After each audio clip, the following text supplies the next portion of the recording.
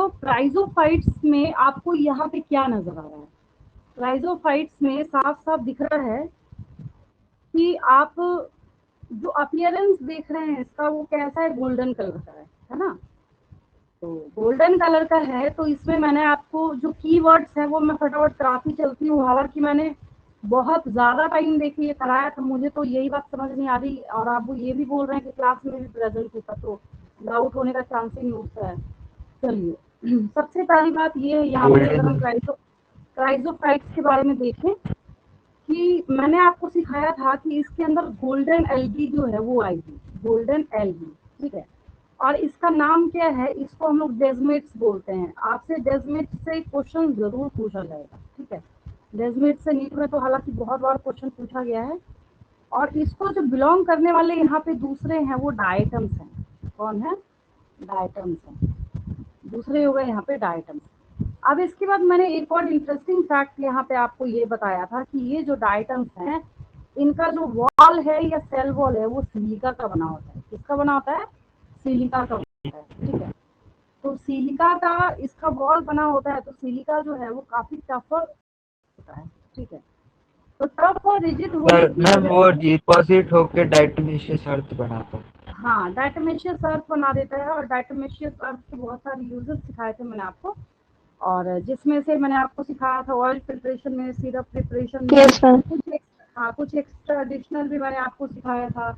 जैसे हम इसको इंसेक्टिसाइड बनाने में यूज करते हैं, क्योंकि काफी अच्छा क्या है, मॉइस्चर एब्जॉर्बेंट है। बहुत अच्छा ये मॉइस्चर को एब्जॉर्ब करने का काम करता है, जिसकी वजह से हम लोग इसको क्या कहते हैं, डायटोमिशियस अर्थ का यूज के तौर पे हमने इसकी पढ़ाई करी थी। बहुत डिटेल में मैंने आपको ये टॉपिक कराया था। और सबसे बड़ी बात है कि क्राइजोफाइट्स के नाम पे टैग जाता है किस चीज का, इनको हम लोग कहते हैं chief producers chief producer the ocean. In ocean. Ocean. बस, अब किस बच्चे को इसमें क्या डाउट है उसको पूछिए मेरे से, बताइए कहाँ क्या डाउट है इसमें, क्राइजोफाइट्स में और क्या डाउट है पूछिए। नहीं डाउट हो तो आगे बढ़ूँ मैं। No ma'am, all clear. चलिए, हाँ, और देखिए एक और डायनोफ्लैजेलेट्स आपने पूछा, मैं उसको समझाती हूँ, देखिए। मैम हाँ, मैम बोल रहा हूँ क्राइसोफाइट्स तो ये सोप बॉक्स के लिए भी होता है ना?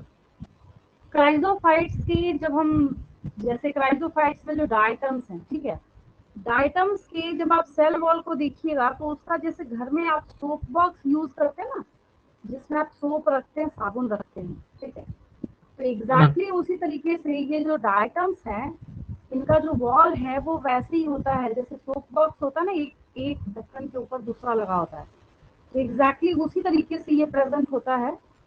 और क्योंकि ये दोनों एक दूसरे में ऐसे फिट होते हैं जैसे सोप के दोनों कवर जो है फिट होते हैं, तो जिसकी वजह से, और बना है सिलिका का, तो जब इनकी डेथ होगी तो जिस डेथ होने की वजह से क्या होगा, उसका तो कुछ होगा नहीं, तो ये नेचर में इंडिस्ट्रक्टिबल हो जाता है, ठीक है। काफी बढ़िया है कि मैं जाता था बट अभी मुझे नजर नहीं आ रहा है। एक मिनट, एक बार मैं अच्छा होगा वेरीफाई कर मैम। लेती हूँ। मैंने एक डायग्राम के थ्रू आपको बताया भी था, देखिए डिलीशियस सेल वॉल डायग्राम, एक इमेज के थ्रू भी मैंने आपको बताया था।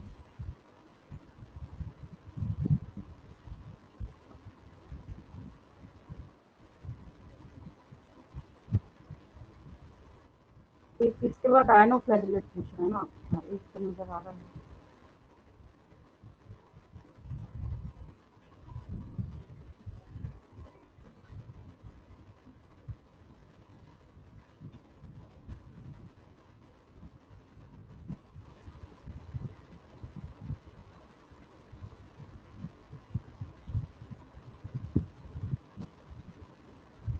चलिए, नहीं तो इस केस के थ्रू ही समझाती हूँ आपको।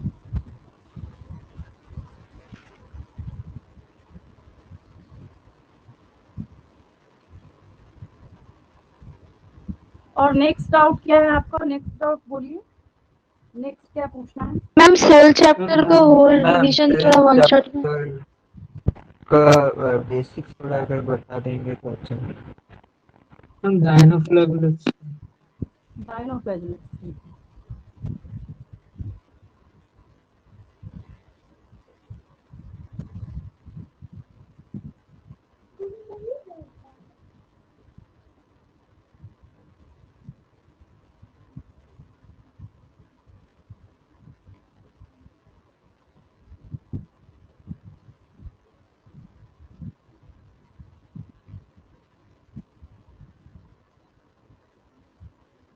अच्छा, आपको यहाँ स्क्रीन पे जो एक इमेज है ये नजर आ रहा है क्या बच्चों को? इस पे जो कर्सर Yes, कर रहा है ये दिख रहा है ना? चलिए यही समझाना हाँ, है मैम। मुझे। यहाँ से ना ड्रैग हाँ होकर बाहर मैम। नहीं जा रहा। देखिए एक ना बस सिंपल सी बात मुझे आपको समझानी है इसमें से, बस ये कि आपको नीचे ऐसे सोप का जो केस होता है तो उसमें पहले तो नीचे ऐसे होता है जिसके अंदर आप सोप रखते हैं, राइट? ठीक है। अब इसके बाद क्या होता है, इसके ऊपर ना एक और आप ऐसे यहाँ पे ढक्कन लगाते हैं इसका, ठीक है। और इनके अंदर तो क्या हो गया, ये आपकी एनसीईआरटी में एक साफ साफ लाइन लिखी हुई है, उसमें मेंशन किया हुआ है टू थिन, मतलब पतले, too thin overlapping. Why overlapping? Because यहाँ पे ओवरलैप कर रहा है ना, टू थिन ओवरलैपिंग शेल्स। ठीक है, यहाँ पे ये दो थिन ओवरलैपिंग शेल हैं जो कि बने हैं किस चीज के? सिलिका के बने हुए हैं। ठीक है, इसके अंदर ये ऑर्गेनिज्म जो है वो सरवाइव कर रहा होता है। तो ऑर्गेनिज्म की डेथ भी हो जाए तो कोई बहुत ज्यादा फर्क नहीं पड़ना है। इसलिए फर्क नहीं पड़ना है क्योंकि ये तो वैसे भी सिलिका का बना हुआ है। तो ये क्या होता है, ये डिपोजिट होता होता होता होता डायटोमेशियस अर्थ बनाने का काम करता है। ठीक है, अब चलिए मैं आपको डायनोफ्लैजिलेट समझा देती हूँ फटाफट। डायनोफ्लैजिलेट्स भी हम लोग इमेज के थ्रू ही समझते हैं क्योंकि आपके पास सफिशिएंट है, सब कुछ लेक्चर है और पीडीएफ वगैरह सब कुछ तो है ही है। सिर्फ अभी आपको कॉन्सेप्ट की ज़रूरत है तो मैं वही करूँगी, ज़्यादा टाइम नहीं वेस्ट करूँगी आपका। चलिए नेक्स्ट हम लोग यहाँ पे देखते हैं। सबसे अच्छा एग्जाम्पल क्या है, इसको अगर आपको डायनोफ्लैजिलेट्स को अगर समझना है तो आपको कुछ नहीं करना। यहाँ पे ये जो रेड टाइट्स है मैंने आपको इसके बारे में बताया था, याद होगा सारे बच्चों को, है ना? मैंने आपको बोला था Yes, कि sir. एक ऑर्गेनिज्म है जिसका नाम है गोनियोलेक्स। क्या नाम है? गोनियोलेक्स नाम है। ठीक है, मैम तो ये सेक्सी जो टॉक्सिन रिलीज करता है। हाँ हाँ ठीक है, वेरी गुड, याद है आप लोगों को। तो ये रेड टाइड जो है, तो रेड टाइड कॉज करने का काम कौन करेगा? ये गोनियोलेक्स करेगा। कौन करेगा? तो आपको बस इस ऑर्गेनिज्म का नेम याद रखना है। ये नेम याद रखना बहुत ज्यादा जरूरी हो जाता है। ठीक है, तो आपने जो उसका नाम याद किया था दैट इज गोनियोलेक्स। ठीक है, तो ये ऑर्गेनिज्म क्या करता है, यहाँ पे रेड टाइड को कॉज करता है। बाकी सारी चीजें तो आपको पता है। और एक और इंटरेस्टिंग फैक्ट क्या है इसके बारे में, जब आप गोनियोलेक्स को देखना स्टार्ट करते हैं तो इसके स्ट्रक्चर के बारे में सिर्फ एक स्पेशलिटी मैंने आपको बताई थी, वो क्या, तो भी मैं बता देती हूँ आपको। देखिए ये जो गोनियोलेक्स है, तो इसको जब आप देखिएगा, इसके स्ट्रक्चर को देखिएगा, एक तो माइक्रोस्कोपिक व्यू यहाँ पे नजर आ रहा है, एक और जो स्ट्रक्चर होगा उसके बारे में मैं आपको बता देती हूँ।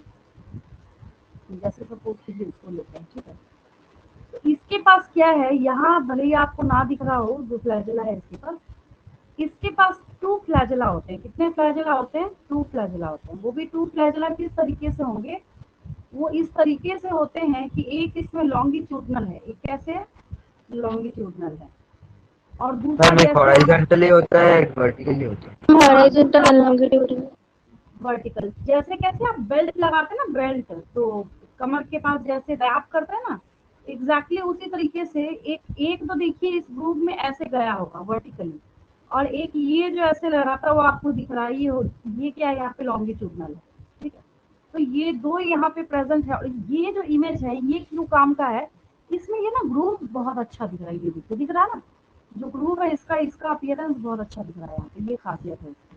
ठीक है, तो ये हो गया आपके पास, एक ये इमेज है, एक ये इमेज है। और स्पेशलिटी जो है इसकी, वो पहली बात तो ये कि रेड टाइड कॉज करेगा। दूसरी बात ये है आपको गोनियोलेक्स का नाम याद होना चाहिए। और तीसरी बात ये है इसके फ्लैजेला के बारे में जो पोजिशनिंग है वो आपको समझ आनी चाहिए। ठीक है, और नेक्स्ट क्या पूछना आपको, बोलिए। मैम और सेल कोई डाउट? मैम सेल के बारे में वन शॉट। मैम फिर फिर से बोलिए। यूरस यूरासिल, देखिए मैंने आपको प्यूरिन और पैरामिडीन दो चीजें बताई थी, तो उसमें से जब हम लोग यहाँ पे यूरासिल के बारे में बात करते हैं, यूरासिल क्या हो गया, पहले आप ये बताइए। अगर हम यूरासिल के बारे में बात करते हैं तो सबसे बड़ी बात ये है कि this nitrogenous base is copyrighted to only RNA. RNA। Uracil, हाँ, यूरासिल का मतलब ही है कि आपको सिर्फ कहाँ पे दिखेगा, ये आरएनए के केस में दिखेगा, ठीक है। तो अभी तो क्या है, सिर्फ ये नाइट्रोजनस बेस है और इसको हम पायरिमिडीन के अंदर इसलिए काउंट कर रहे हैं क्योंकि इसने सिर्फ एक सिंगल साइकिल जो है इसने यहाँ पे कैरी किया हुआ है, ठीक है। तो ये हो गया आपको अब इसमें से आपको कौन सा मतलब इसका कोरोना या कौन सा रेडियस आपको इसका सीखना, मैं सो नहीं समझ पा रही हूँ, क्या जानना है आपको इसके बारे में। क्योंकि स्ट्रक्चर तो ये आप 4-5 बार प्रैक्टिस करेंगे तभी आप बना सकते हैं, मैं तो बना नहीं सकती आपके बदले एग्जाम में। और क्योंकि इसके पास एक सिंगल रिंग है तो जिसकी वजह से हम लोग इसको पायरिमिडीन के अंदर काउंट करते हैं, ठीक है। और मेरे ख्याल से कौन प्रतिमा आप बोल रहे हैं क्या कि सेल चैप्टर को पूरा कुछ रिवाइज करने के लिए? मैम मेरी यस मैम। अच्छा, और कोई डाउट? मैम मुझे एनाटॉमी के डाउट है। वॉइस बहुत कम आ रही है, थोड़ा सा लाउडली बोलेंगे या डिवाइस हो सकता है दूर होगा आपका। मैम एनाटॉमी फ्लोरिंग प्लांट्स में डाउट है। अभी भी नहीं सुनाई दिया मुझे। मैम मुझे एनाबॉलिक क्या क्या बोले थे? मैम आप ठीक है? हाँ बोलिए। Ma'am anatomy of flowering plants में डाउट है, लीफ में। लीफ में क्या डाउट है बोलिए। मैम उसमें एडैक्सियल और एबैक्सियल एपिडर्मिस दो दी हैं, तो उनमें डिफरेंस बता देंगे 3 पॉइंट का। यहाँ पे जब हम एपिडर्मिस को देखते हैं और एनाटॉमी में जब आप देखते हैं तो ये भी समझ जाइए। देखिए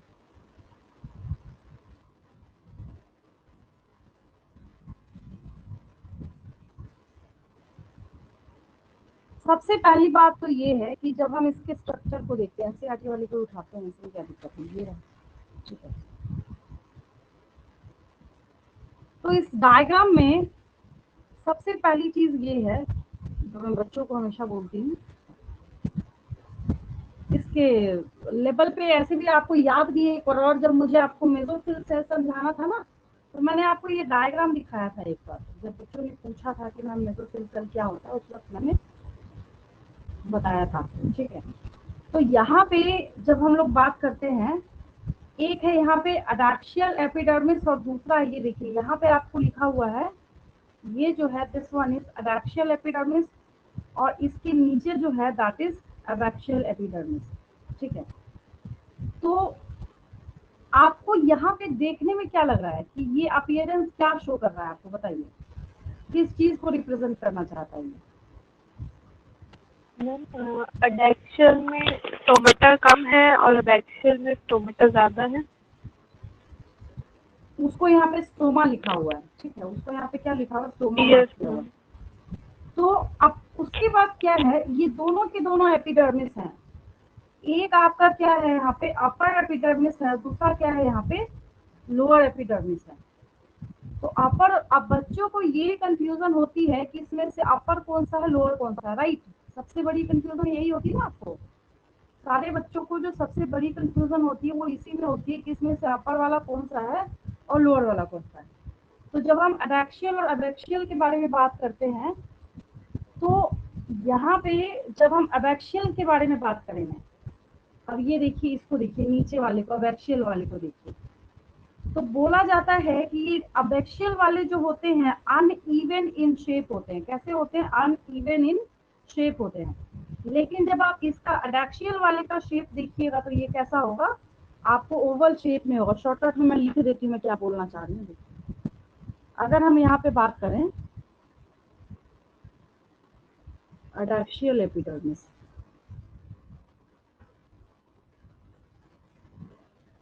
तो ये एडैक्सियल एपिडर्मिस जो है इसके बारे में सबसे पहली बात ये है ऑब्लोंग इन शेप। हालांकि कोई अगर बहुत ध्यान दे तभी ये पता चलता है, बट अगर डिफरेंस आया तो आप ऐसा लिख सकते हैं, ये क्या है, ऑब्लोंग इन शेप है। लेकिन जब हम एबैक्सियल के बारे में बात करते हैं, एबैक्सियल एपिडर्मिस के बारे में बात करते हैं, तो ये क्या है यहाँ पे अनइवन इन शेप, मतलब कैसा भी शेप देके आप इसको बना सकते हैं, अनइवन इन शेप। ठीक है। दूसरी बात ये है कि दोनों के बारे में जब हम क्यूटिकुलर थिकनेस के बारे में बात करते हैं, ठीक है, तो अबैक्सियल वाला जो है ये ऊपर वाला, ये क्या होगा, थोड़ा सा स्पॉन्जी अपीयरेंस जो है ये कैरी करता है। इसके बारे में अडक्शन के बारे में बोल रहे हैं हम लोग, कॉन्ट्रैक्ट विथ ईच अदर, मतलब टाइटली बाइंडेड होगा ये जो है ना, इसके बारे में जरूर बात करेंगे। डेंसली पैक्ड है, डेंसली पैक्ड है, और इसमें इसका उल्टा डिफरेंस का मतलब होता है ऑपोजिट पॉइंट लिखना। ठीक है, मैं सामने सामने नहीं लिख रही, बट आप समझ रहे हैं मैं क्या बोलना चाह रही हूँ। उसका ऑपोजिट पॉइंट ये आएगा, टेबल बना के जाएगा दोनों। ठीक है, तो वहां पे क्योंकि हमने डेंसली पैक्ड लिखा है, तो यहाँ हम क्या लिखेंगे, एयर स्पेसेस, या ऐसे कर दीजिए, have air spaces between them, have air spaces between them. तो इस तरीके से आप इसको डिफरेंशिएट कर सकते हैं, समझ गए। और कोई डाउट? मैम यहाँ पे जो एयर स्पेसेस है वो सब स्टोमेटल कैविटी के लिए है ना? नहीं समझे, जो इनका इंटरसेलुलर जो स्पेस है ना उनके बारे में बोला जा रहा है, समझ गए। और इसके ओके मैम। साथ जो मेसोफिल है ना उसको भी इंक्लूड किया जा रहा है साथ में। इनके जो मेसोफिल है, अगर इसको हम एक साथ इंटैक्ट करके देखें, जैसे यहाँ पे देखिए नीचे वाला जो है, ठीक है, तो नीचे वाला जो है तो यहाँ पे भी तो ये सेल्स प्रेजेंट है इसके, और अपर वाले जो है तो यहाँ पे भी जैसे पहली साइड मेसोफिल जो है यहाँ पे प्रेजेंट है। तो जब हम अडैक्शियल वाले के पास देख रहे हैं तो इसको और इसको दोनों को एक साथ इंक्लूड करके अगर हम देख रहे हैं, मेसोफिल को, मेसोफिल सेल को भी, क्योंकि हम लोग यहाँ पे देख क्या रहे हैं, अनाटोमी। ठीक है, अनाटोमी बोलने का मतलब है कि आप एक साथ इंक्लूड करके भी इसका स्ट्रक्चर जो समझा सकते हैं। तो है तो सब सेल ही। तो यहाँ पे जब इनकी बाइंडिंग को हम चेक करने का काम करते हैं, जो साफ साफ आपको क्रिस्टल क्लियर खुली आंखों से दिख रहा है, तो यहाँ पे कैसे है ये, मतलब कॉम्पैक्ट फॉर्म में है, डेंसली पैक्ड है यहाँ पे। अब ये देखिए, ये इधर जो ये सब जो प्रेजेंट है, तो ये कैसे है, यहाँ पे सबस्टोमेटल कैविटी तो है, बट इसके साथ साथ जो इधर वाले सेल है इनको भी थोड़ा देखिए, यहाँ पे क्या एयर स्पेस है, यहाँ पे क्या एयर स्पेस है, यहाँ पे क्या एयर स्पेस है। तो अब ये जो एपिडर्मिस की जो लेयर को हम यहाँ पे नोटिस कर रहे हैं, तो इसके पीछे जो सेल यहाँ पे प्रेजेंट है, तो ये कैसे यहाँ पे ये एयर स्पेस को कैरी करने का, तो एयर स्पेस तो इसका भी हो जाएगा, क्योंकि अब ये एक्सटर्नल लेयर है तो ये भी अपने साथ इसको इंक्लूड करेगा, उस सेंस में बोला जा रहा है। ठीक है, और कोई डाउट? यस मैम, ये तो हो गया। एक था फंजाई से था, उसमें डाई कैरियोफेज की कंडीशन थी एक, वो एक बार एक्सप्लेन कर दीजिए। फिर से बोलिए, फंजाई का डाई कैरियोफेज, यही ना? यस मैम, उसमें जो हैप्लॉइड से उसमें आता है देन वापस हैप्लॉइड जाता है ना वो। डिप्लॉयड बन जाता है ये। चलिए यस मैम। देखिए, आसान सा है, मैं एक डायग्राम के थ्रू समझाती हूँ, आपको तुरंत समझ आएगा इंस्टेंटली। देखिए, जब यहाँ पे फंजाई के केस में क्या होता है, कैरियन मतलब न्यूक्लियस होता है, KARYON, कैरियन मीन्स क्या होता है, न्यूक्लियस होता है। ठीक है, पहली बात तो आप ये समझ जाइए। अब कैरियन मतलब जब न्यूक्लियस होता है, तो डाई कैरियन का क्या मतलब हो गया, डाई कैरियन का मतलब हो गया दो न्यूक्लियाई, टू न्यूक्लियाई। तो होता ये है कि जब ये फ्यूजन करना चाहते हैं, तो इनके फ्यूजन करने के बाद क्या होता है कि ये अपने प्रोटोप्लाज्म को तो फ्यूज करते हैं, बट इनका जो न्यूक्लियाई है वो वैसे ही डाई कैरियोफेज को कैरी करता है। ठीक है, और जिसकी वजह से हम लोग इसको नेम क्या देते हैं, हम कहते हैं कि ये डाई कैरियोफेज को शो कर रहा है। जैसे देखिए, यहाँ पे एक डायग्राम की हेल्प लेते हैं हम लोग, ये रहा। अब यहाँ पे आपको पूरी स्ट्रैटेजी नहीं सीखनी इसमें कि क्या है नहीं है, मैं जो समझाना चाह रही हूँ उसको यहाँ पे समझिए। देखिए, एक सिंपल सी बात ये है कि जैसे आपके पास ये डायग्राम है, अब यहाँ पे क्या है, ये दो आपको यहाँ पे क्या दिख रहा है, न्यूक्लियाई दिख रहा है, तो डाई कैरियन हो गया, दिख रहा है, ये क्या हो गया, डाई कैरियन का मतलब है कि ये टू न्यूक्लियाई इसके पास प्रेजेंट है। क्या है इसके पास, टू न्यूक्लियाई है। तो कैसे ये 2 न्यूक्लियाई यहाँ पे बन के आया और कैसे किस तरीके से यहाँ पे बना। तो जब आप यहाँ पे क्या कर रहे थे, एक इसको आपने ब्लू वाले को और एक रेड वाले को जब आपने फ्यूज कराया तो इसके न्यूक्लियाई को भी फ्यूज करना चाहिए था ना। तो सोमैटोगैमी तो यहाँ पे हो रहा है, बट ये जो जर्म सेल्स हैं ये फ्यूज नहीं कर पा रहे, जिसकी वजह से जिंदगी भर इसको 2 जो न्यूक्लियाई है उसको ढूंढना पड़ेगा। तो ये इसका डायकैरियोफेज हो गया। समझ आया? और कोई doubt? Yes ma'am, thank you. हाँ वेलकम। और कोई डाउट? और मैम जो एनाबोलिक एंड कैटाबोलिक में डाउट। द लिविंग बर्ड का? No ma'am, biomolecules. अच्छा, एनाबोलिक एंड कैटाबोलिक, हाँ उसमें भी एक पैरामीटर। देखिए यहाँ पे जब हम एनाबोलिज्म और कैटाबोलिज्म के बारे में बात करते हैं, ठीक है, तो है उसी सेंस में यहाँ पे, लेकिन अब इसको क्योंकि हम बायोमोलिक्यूल्स के पॉइंट ऑफ व्यू से देख रहे हैं, तो एक्चुअली एनाबोलिज्म क्या है यहाँ पे हमारे पास कंस्ट्रक्टिव प्रोसेस है। और कैटाबोलिज्म को अगर हम देखते हैं यहाँ पे, तो कैटाबोलिज्म क्या है, एक डिस्ट्रक्टिव प्रोसेस के सेंस में जाना जाता है। अब डिस्ट्रक्टिव है लेकिन जरूरी तो है।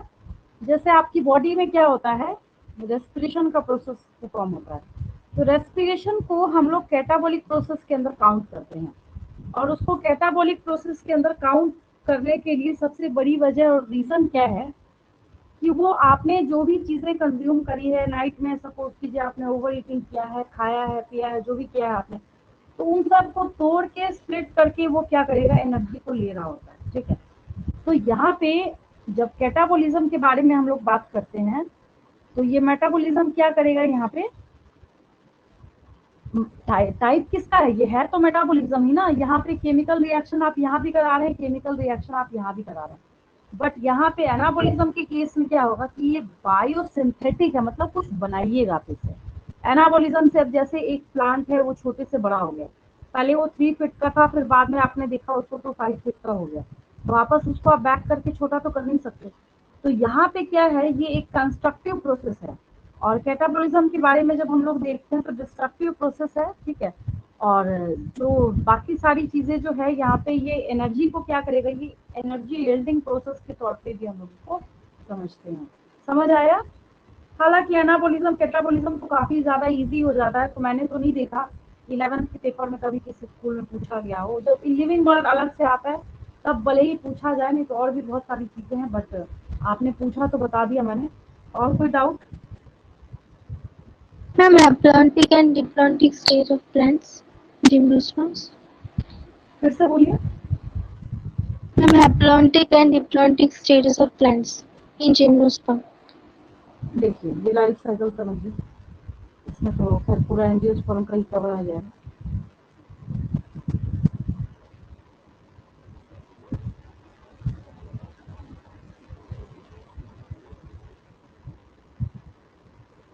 देखिए डायग्राम, एनसीईआरटी का ही डायग्राम की मदद लेते हैं हम लोग, बिना डायग्राम के तो खैर इम्पॉसिबल है। लाइफ साइकिल ऑफ एंजियोस्पर्म बहुत अच्छे से समझिएगा इसको, ठीक है। प्लांट किंगडम हालांकि हमने अभी शुरू किया है, बट इससे बिल्कुल क्रिस्टल क्लियर हो जाएगा आपको। एनसीईआरटी का ही निकाल लेते हैं हम लोग।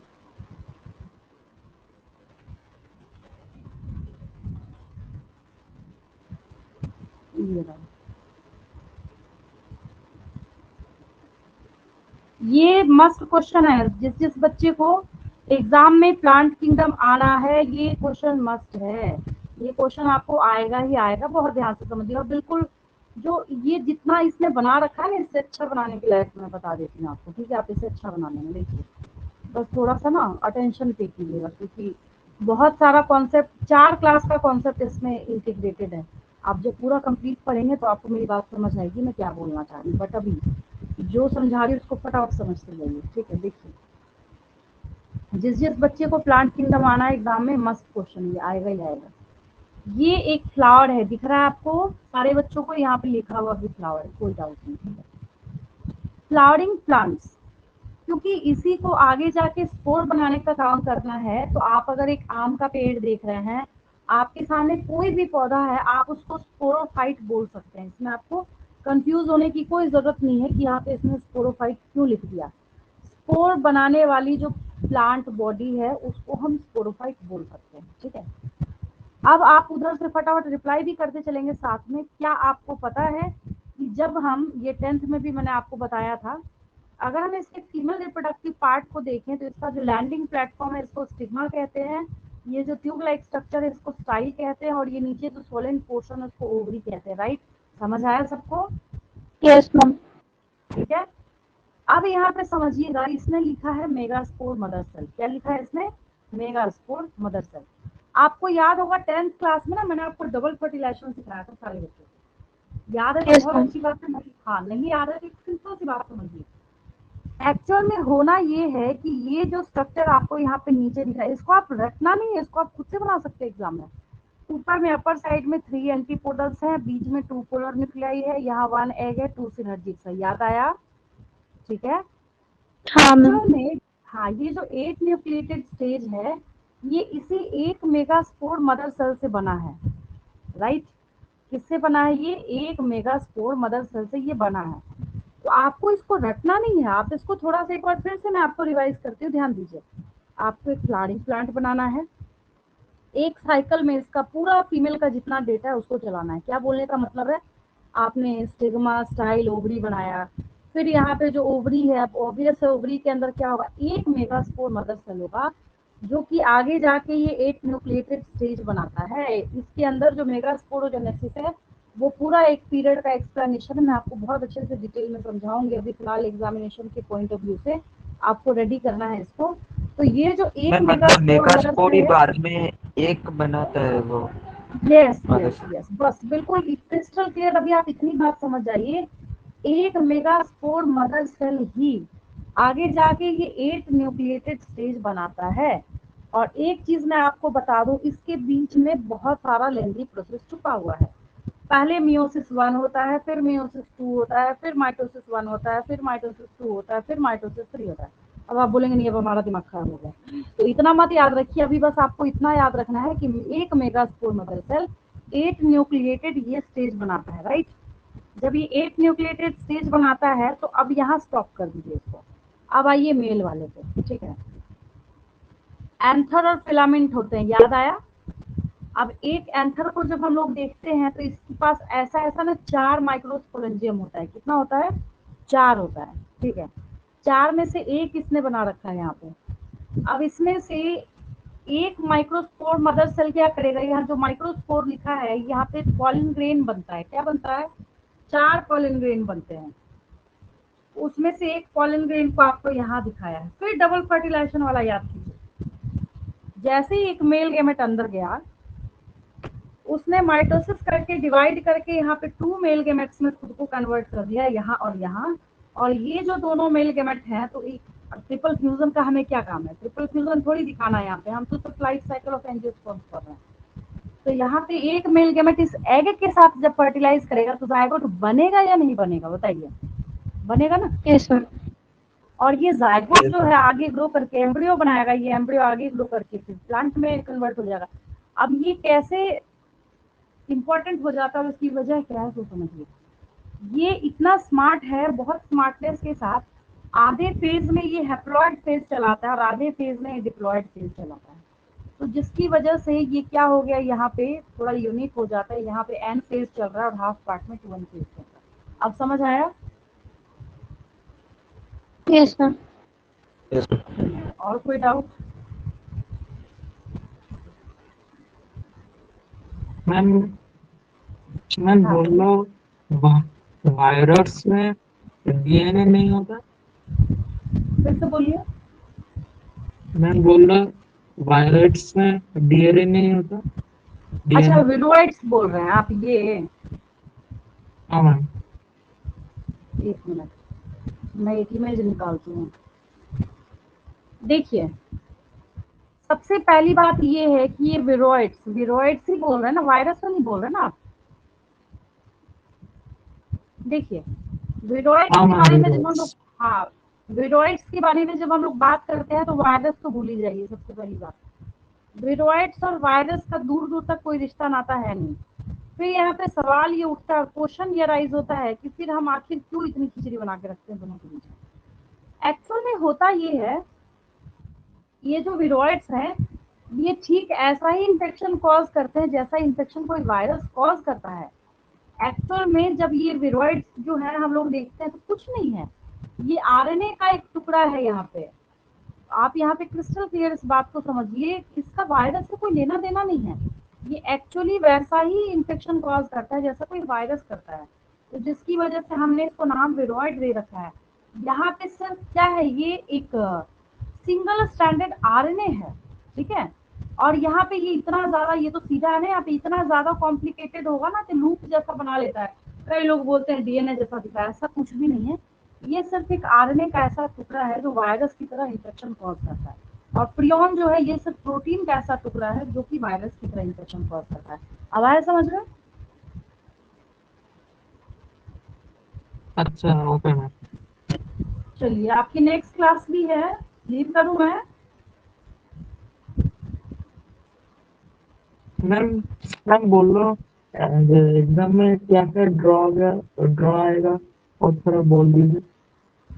फिर से बोलिए, फिर से।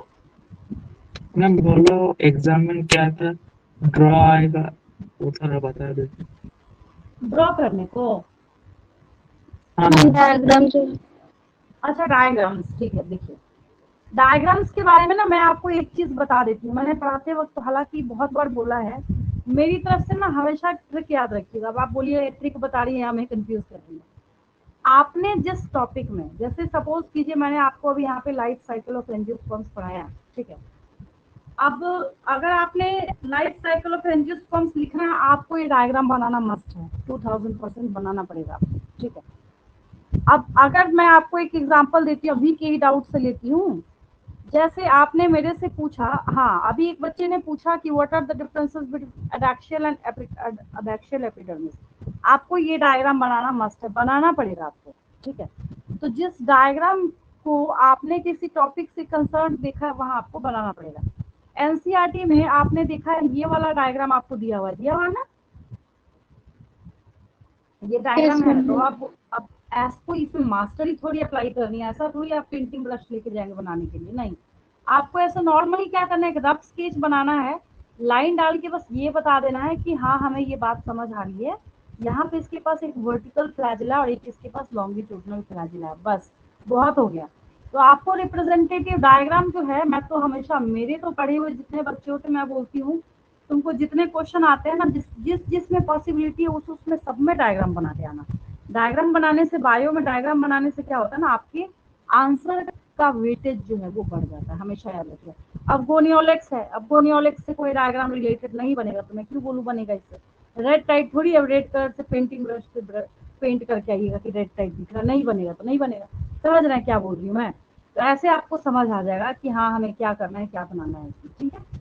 तो इस तरीके से आप इसको एक्सप्लेन कर सकते हैं। और बहुत कम ही ऐसे टॉपिक है जिसमें डायग्राम से बनेंगे, सब में नहीं बनेगा। अब ये लाइफ साइकिल ऑफ एंजियोस्पर्म है, तो इसको डायग्राम को ड्रॉ करने का सबसे बड़ा बेनिफिट ये है, ये लास्ट क्वेश्चन जो मैंने बताया, इसको देख के आप लिख भी सकते हैं। तो इसको बनाने के बाद तो बच्चे प्रे करते हैं कि यही आना चाहिए हमें एग्जाम में, आसान हो जाता है। देख देख के ना इसको मजे से बच्चा जो है वो 10 पॉइंट आराम से बना सकता है। तो ये सब है, ऐसे आपको बनाना है और समझना है। समझ आई मेरी बात? Okay ma'am. हाँ चलिए, ठीक है। बेस्ट ऑफ लक सबको मेरी तरफ से। Thank you, ma'am. Thank you ma'am. चलिए, अच्छा कीजिए, बेस्ट दीजिए अपना, कोई पैनिक नहीं होना, टेंशन नहीं लेना, बस आपको नीट नहीं करना। चलिए, लीव करूँ मैं? Thank you ma'am. हाँ मैम। Thank you, ma'am. हाँ बोलिए। मतलब सेल से न्यूक्लियर मेम्ब्रेन एक बार समझा देंगे? न्यूक्लियर मेम्ब्रेन समझ लीजिए। देखिए, यहाँ पे जब न्यूक्लियर मेम्ब्रेन के बारे में हम लोग बात करते हैं, हालांकि एक बच्चे ने क्विक रिवीजन का भी बोला था, बट सच्चाई ये है कि अगर मैं उस पर बोलना स्टार्ट करूँ तो मेरा 2 घंटा तो लगेगा ही लगेगा। क्योंकि रीजन ये है कि अब आदत है, अब मैं ऊपर ऊपर से कितना समझा सकती हूँ, थोड़ा तो उसका डेप्थ बताना पड़ेगा ना। अब जैसे देखिए यहाँ पे न्यूक्लियर मेम्ब्रेन है आपके पास, इससे डायग्राम से ना मैं आपको सारी चीजें क्लियर कर देती हूँ। तो देखिए, तो हर ऑर्गेनल पे अगर मैं 5-5 मिनट भी दूं तो आप समझ ही रहे हैं कितने ऑर्गेनल है आपके पास। समझ रहे हैं ना मैं क्या बोलना चाह रही हूँ? इस वजह से करेंगे हम लोग वो चैप्टर की, आप टेंशन मत लीजिए। चलिए फटाफट सुन लीजिए। सबसे पहली चीज एनसीईआरटी की एक लाइन बताऊंगी जो बच्चों को समझ नहीं आती। क्या? अब यहाँ पे इस न्यूक्लियस में आपको साफ साफ दिख रहा है कि ये ब्राउन कलर का इसका इनर मेम्ब्रेन है और ये ऑरेंज कलर का इसका आउटर मेम्ब्रेन है, राइट। अब अगर हम इस आउटर और इनर मेम्ब्रेन को यहाँ पे ऐसे करके ज्वाइन कर दे तो फिर क्या होगा, और इधर भी अगर हम ज्वाइन कर दे तो क्या होगा, बोलेंगे अच्छा इसके बीच में जो ये खाली जगह है ये क्या है, इसका न्यूक्लियर पोर है ना। तो आपकी एनसीईआरटी में एक लाइन लिखी हुई है जहाँ पे मेंशन किया गया है कि the fusion of inner and outer membrane of nucleus leads to formation of nuclear pore. समझ आया क्या बोला मैंने? Yes, ma'am. बाहर वाले और अंदर वाले मेम्ब्रेन को फ्यूज कर दीजिए, बाहर वाले अंदर वाले मेम्ब्रेन को फ्यूज करेंगे और इधर वाले को भी फ्यूज कर देंगे तो बीच में खाली जगह बच जाएगी ना। तो ये जो खाली जगह बच गई है तो इसको हम लोग न्यूक्लियर पोर कहते हैं। अब आपसे एक क्वेश्चन पूछा जाएगा और एग्जाम में पूछा जाता है what is the significance of presence of nuclear pour in nucleus. तो भाई ये सिग्निफिकेंस है इसका कि अगर न्यूक्लियर पोर नहीं होगा और अगर न्यूक्लियर पोर नहीं हुआ तो चीजों का एक्सचेंज कैसे कीजिएगा, अंदर से बाहर कैसे लेके जाइएगा, बाहर से अंदर कैसे लेके जाइएगा, तो एक्सचेंज में इसका काम होगा, ठीक है। न्यूक्लियस के बाहरी और अंदर वाले दोनों मेम्ब्रेन के बीच के स्पेस को हम पेरी न्यूक्लियर स्पेस कहते हैं, ठीक है। और ऐसा एक ऑर्गेनल ही है सेल का जो न्यूक्लियर मेम्ब्रेन के साथ डायरेक्ट कांटेक्ट में और एसोसिएशन में होता है, जिसको हम लोग एंडोप्लाज्मिक रेटिकुलम बोलते हैं। अगर उसके ऊपर राइबोसोम हुआ तो रफ हो जाएगा, अगर उसके ऊपर राइबोसोम नहीं हुआ तो स्मूथ हो जाएगा, ठीक है। अब यहाँ पे क्या है, इसके में बाहरी मेम्ब्रेन के साथ देखिए राइबोसोम्स भी एसोसिएटेड है, क्योंकि आगे जाके हमें प्रोटीन सिंथेसिस वगैरह सब कुछ सीखना है क्लास 12 में, तो वहाँ पे इस बेचारे का बहुत ज्यादा रोल है। अब यहाँ पे एक न्यूक्लियोलस है, न्यूक्लियोलस एक ऐसा ऑर्गेनल है जिसके बाहर कोई मेम्ब्रेन नहीं होता, और हम इसको ऑर्गेनल भी नहीं बोलेंगे। क्यों नहीं बोलेंगे? क्योंकि एक्चुअली में ये डार्क स्पॉट जो है वो माइक्रोस्कोप में देखने को हमें मिलता है। क्यों दिखता है? क्योंकि वहाँ पे कंडेंस्ड फॉर्म में हमारा क्रोमोसोम मटेरियल जो है वो प्रेजेंट होता है। तो हम ऐसा भी बोल सकते हैं the site of occurrence of chromosomes is known as nucleolus. और डीएनए तो खैर यहाँ पे ऐसे थ्रेड लाइक बहुत सारा यहाँ पे प्रेजेंट है। ये इसके बीच में एक मतलब सबसे अंदर की तरफ क्या होता है, एक थिन सा पतला सा एक लैमिनर लेयर होता है जिसको हम लोग न्यूक्लियर लैमिना बोलते हैं। ये आपकी किताब में नहीं है, है ना, तो अलग से स्पेशल एक लैमिना यहाँ पे प्रेजेंट होता है। और इस न्यूक्लियस के अंदर जो फ्लूइड भरा होता है इसको न्यूक्लियोप्लाज्म कहते हैं। क्या कहते हैं? न्यूक्लियोप्लाज्म कहते हैं। और न्यूक्लियर मेम्ब्रेन के बारे में हम लोग एक बात क्या बोलते हैं कि nuclear membrane is responsible for separation of materials from outside to, मतलब आउटसाइड को इनसाइड से अलग करेगा और इनसाइड को आउटसाइड से, मतलब बाहर वाले साइटोप्लाज्म को न्यूक्लियोप्लाज्म से अलग करेगा, न्यूक्लियोप्लाज्म को साइटोप्लाज्म से अलग करेगा। अब आई मेरी बात समझ में क्लियर है बिल्कुल? Yes, ma'am. चलिए ठीक है। मैम बोलो थोड़ा सा बायोमोलिक्यूल्स का डेफिनेशन बोल दीजिए थोड़ा सा। क्या बोल रहे हैं? बायोमोलिक्यूल्स की डेफिनेशन? हाँ मैम। देखिए, जब हम लोग बायोमोलिक्यूल्स के बारे में बात करते हैं, किसी चीज की डेफिनेशन को जब निकालना हो ना साइंस में, स्पेशली जब हम लोग साइंस में बात करते हैं, ठीक है, तो सबसे पहले आप क्या कीजिए कि ये समझिए कि उसमें लिखा क्या है। जैसे आप यहाँ पे बायोमोलिक्यूल्स देख रहे हैं, ये देखिए हम लोग यहाँ पे क्या देख रहे हैं, बायोमोलिक्यूल्स, ठीक है। तो पहले बायो है, इसका मतलब लिविंग है, और फिर यहाँ पे क्या है, मॉलिक्यूल्स है। तो बायोमोलिक्यूल्स बोलने का मतलब ये हो गया अ मॉलिक्यूल या फिर ऑल द मॉलिक्यूल। अगर आपको एक बताना है तो एक ही लिखिए, a molecule that is produced by a living organism and play a very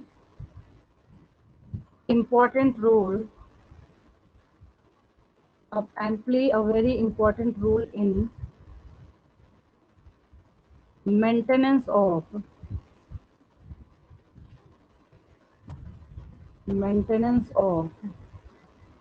metabolism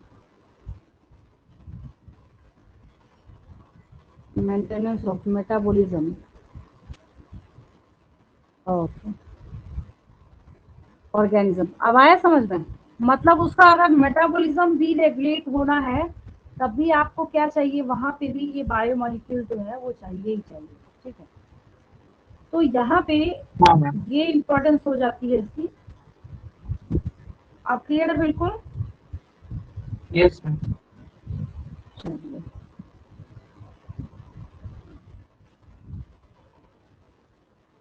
leave करूँ मैं? Yes, ma'am. Yes ma'am, thank you ma'am. चलिए नेक्स्ट क्लास मैम, ज्वाइन मैं कीजिए बोल आप लोग। बेस्ट ऑफ लक सबको। Thank you ma'am. Thank you ma'am. Thank you, ma'am. Good night ma'am.